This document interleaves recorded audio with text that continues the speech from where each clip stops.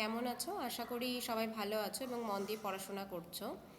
তো তোমাদের সামনেই অনেক পরীক্ষা রয়েছে এবং তোমরা অনেকেই আমাদের কাছে জিকের জন্য, জিকে জেনারেল নলেজে যে স্ট্যাটিক পার্টটা রয়েছে সেটার জন্য বলেছিলে যে এনসিইআরটি থেকে যদি ক্লাসেসগুলি করানো হয় তাহলে তোমাদের খুব উপকার হয়। আসলে এনসিইআরটিটা তো পুরোটাই ইংলিশ ভাষায় থাকে, তো আমাদের বাংলা মিডিয়ামের স্টুডেন্টদের এটা একটা প্রবলেম হয়ে যায়। তো সেই সমস্যার কথা মাথায় রেখেই এনসিইআরটির ক্লাস সিক্সের যে বই রয়েছে সেখান থেকে পুরো ক্লাস 12 পর্যন্ত পরপর সিরিজ দিতে চলেছে এবং পুরোটাই বাংলা ভাষায় দেওয়া হবে এবং যেখানে যেখানে দরকার পড়বে যে ইংলিশ টার্মগুলি তোমাদের জানা উচিত সেগুলোও সেখানে ইনক্লুড করে দেওয়া হবে। তো আজ থেকে পরপর প্রতিদিন তোমরা প্রতিটা বিষয়ের ওপরে ক্লাসেস পাবে, অল্টারনেটিভ করে একদিন ছেড়ে ছেড়ে এক একটা ক্লাস তোমাদেরকে দেওয়া হবে এক একটা টপিকের ওপরে। তো আজকে আমাদের যে বিষয় সেটা হচ্ছে ক্লাস সিক্সের ইতিহাস এবং ইতিহাসের অধ্যায় একে যেটা আছে কি, কোথায়, কিভাবে এবং কখন। এই চ্যাপ্টারটা আজকে আমরা কমপ্লিট করব। তো প্রথমে আসি, ইতিহাস কি? ইতিহাস কি? ইতিহাস হলো সময়ের সাথে সাথে পরিবর্তনের একটি অধ্যয়ন ইতিহাস।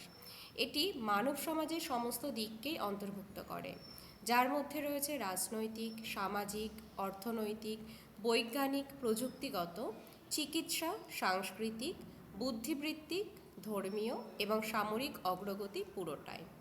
এই পুরোটাই হচ্ছে আমাদের ইতিহাস। এইবার ইতিহাস আমরা কেন পড়ব? তো ইতিহাস আমরা কেন পড়ব?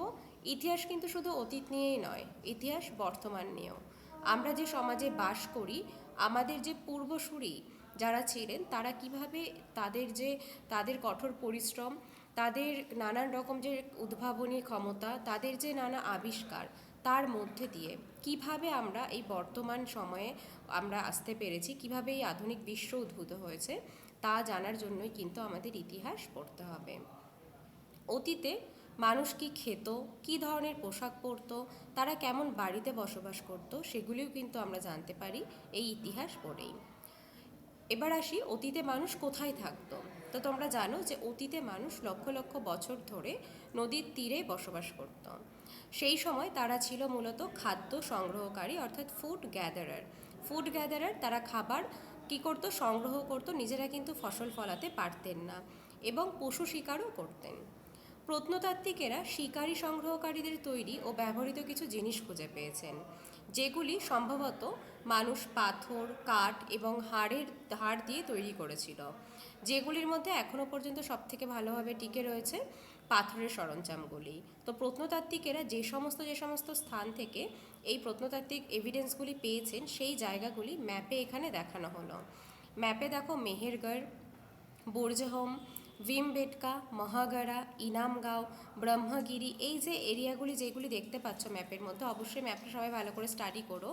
এই ম্যাপে দেওয়া যে এরিয়াগুলি রয়েছে এখানে কিন্তু তোমরা জানবে যে এখানে কি হয়েছে, যে প্রত্নতাত্ত্বিকেরা রয়েছে তারা খনন কার্য করে অনেক গুরুত্বপূর্ণ এভিডেন্স খুঁজে পেয়েছেন এবং এখানে ম্যাপে প্রত্যেকটা ইন্ডেক্স করে দেওয়া আছে যে কোথায় প্যালিওলিথিক সাইট ছিল, কোনটা নিওলিথিক সাইট ছিল, কোথায় মেগোলিথিক ছিল এবং আধুনিক শহর বর্তমানে, সেটাও এখানে কিন্তু উল্লেখ করা রয়েছে। তো ম্যাপটা ভালো করে দেখো। আর তোমাদের এই যে পড়ানো হচ্ছে সেটার পিডিএফ যদি দরকার হয়, আমাদের এই চ্যানেলের ডেসক্রিপশন বক্সে দেওয়া যে টেলিগ্রামের লিঙ্ক রয়েছে সেখানে যুক্ত হয়ে যাও, সেখান থেকে তোমরা এটার পিডিএফ পেয়ে যাবে। এবার উত্তর ম্যাপে দেখবে উত্তর পশ্চিম দিকে যে এরিয়া রয়েছে যেখানে মূলত সুলাইমান এবং কির্থার পর্বতমালা আছে, যেখানে ৮,০০০ বছর আগে নারী ও পুরুষেরা প্রথম গম ও বার্লির মতো ফসল ফলাতে শুরু করেছিল।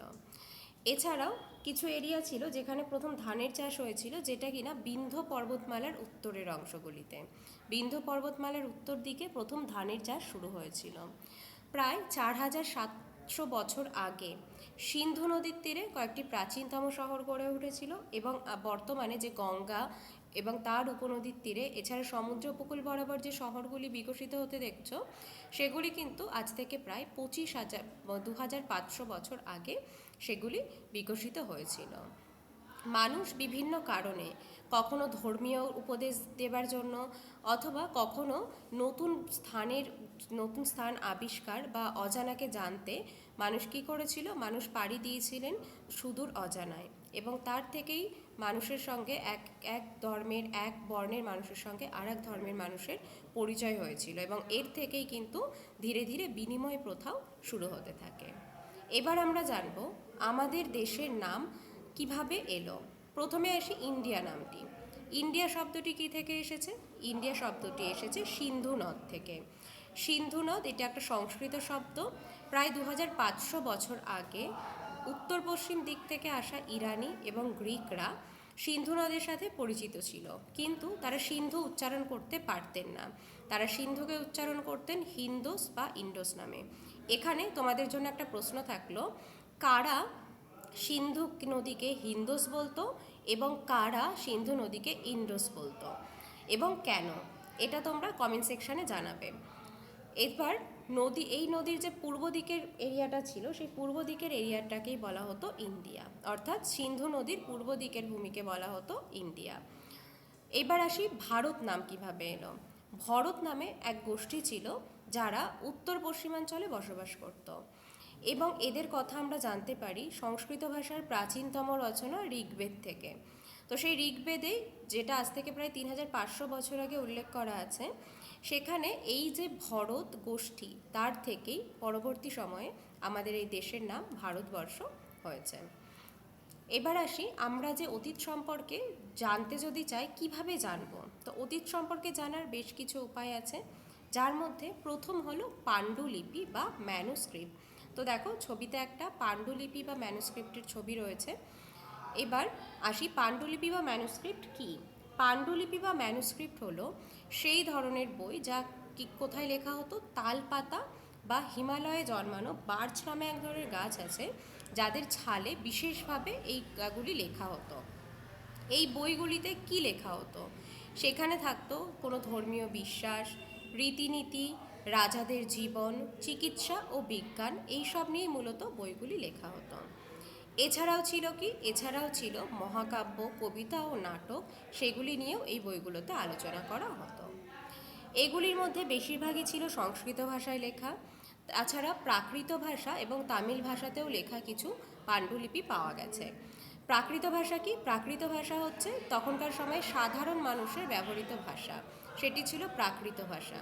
আর সংস্কৃত তখনকার সময়ে এলিট গোষ্ঠী যারা বা বেশিরভাগ ক্ষেত্রে ব্রাহ্মণরা সংস্কৃত ভাষার ব্যবহার করতেন। এরপরে দ্বিতীয়, শিলালিপি থেকেও আমরা অতীতের কথা জানতে পারি। শিলালিপি বা ইনস্ক্রিপশন। শিলালিপি বা ইনস্ক্রিপশন কি? এগুলি পাথর বা ধাতুর মতো একটু শক্ত পৃষ্ঠের উপর লেখা হতো। কখনো রাজারা নিজেরাই আদেশ দিতেন। কোনো নিয়ম কানুন যদি হয়, কোনো নতুন রাজা মনে করতেন যে তার দেশে কোনো নতুন নিয়ম কানুন বা কোনো আইন আনবেন, সেক্ষেত্রে সেইগুলি যাতে প্রত্যেক মানুষ দেখতে এবং পড়তে পারে, সেই জন্য তিনি কি করতেন? ওই পাথরের ওপরে বা কোনো পিলারের ওপরে, লোহার তৈরি কোনো পিলার বা পাথরের ওপর সেগুলি খোদাই করে দিতেন, যাতে সবাই সেটা দেখতে, পড়তে এবং মেনে চলতে পারে। এছাড়াও আরও নানা ধরনের শিলালিপি, যেখানে পুরুষ এবং মহিলারা তাদের কৃতকর্মের, তাদের যে কাজকর্ম, সেগুলির কিন্তু লিপিবদ্ধ করাতেন। উদাহরণস্বরূপ যদি বলি, রাজারা যুদ্ধে যেতেন এবং যুদ্ধে জেতার পরে যেই রাজা যুদ্ধে জিতলেন, তিনি কি করতেন? তার সেই যুদ্ধের রেকর্ডটা ওই ইনস্ক্রিপশনে লিখে রাখতেন। যেমন এরকম তোমরা 2 বা 3টে কমেন্ট সেকশানে কোনো একটা শিলালিপি এবং সেই শিলালিপি কোন রাজার জন্য লেখা এবং সেটি কে লিখেছিলেন, সেটা কমেন্ট সেকশানে জানাবে। আমি এখানে উদাহরণ দিলাম না, অবশ্যই আমি এখানে উদাহরণ ইনক্লুড করতে পারতাম, কিন্তু নিজেরাও একটু খাটো। সমস্তটাই যদি তোমাদেরকে দিয়ে দিই, তোমাদেরকে এখানে বেসিক যে বিষয়টুকু রয়েছে, ক্রাক্স যেটা রয়েছে, সেটা আমি তুলে দিচ্ছি, বাকিটা তোমাদেরকে একটু খাটতে হবে। এবং প্রতি সপ্তাহে যে ক্লাসগুলি করানো হচ্ছে তার ওপর থেকে কিছু কোশ্চেন নিয়ে আসবো, সেই কোশ্চেনগুলি দেওয়া হবে, সেগুলিও সবাই কিন্তু অবশ্যই নিজেরা চেষ্টা করো উত্তর করার। তো এখান থেকে দুটো খুব গুরুত্বপূর্ণ টার্ম আমাদের কাছে আসে, যেটা হচ্ছে আর্কিওলজিস্ট বা প্রত্নতাত্ত্বিক এবং হিস্টোরিয়ানস বা ঐতিহাসিক। তো এরা কারা?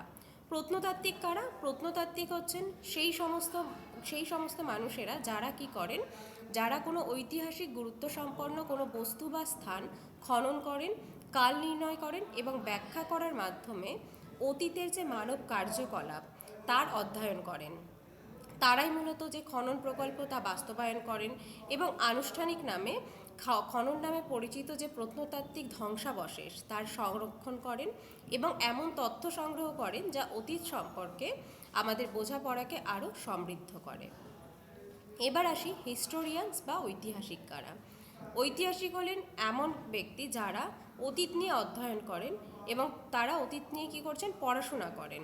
সেখানে প্রায়শই তারা পাণ্ডুলিপি, শিলালিপি অথবা ওই যে প্রত্নতাত্ত্বিকগণ যে বস্তুগুলি খনন কার্যের মাধ্যমে তুলে পেয়েছিলেন সেগুলো থেকে তারা তথ্য সংগ্রহ করে সেটা কোন কাজে ব্যবহার হতো কি সেগুলো কিন্তু এই ঐতিহাসিকেরাই আমাদের কাছে তুলে ধরেন। তো এটা হলো প্রত্নতাত্ত্বিক এবং ঐতিহাসিকের মধ্যে পার্থক্য। তো আশা করি ক্লাসটা সবার ভালো লেগেছে এবং সবাই বুঝতে পেরেছো। যদি তারপরেও কোনো রকম কোনো কোয়েশ্চেন থাকে অবশ্যই কমেন্ট সেকশানে জানাবে। আর যাদের যাদের পিডিএফ দরকার কমেন্টে জানিও। তাছাড়া আমরা তো ডেসক্রিপশন বক্সে দিয়েই দেবো টেলিগ্রামের লিঙ্ক, সেখান থেকেও পেয়ে যাবে।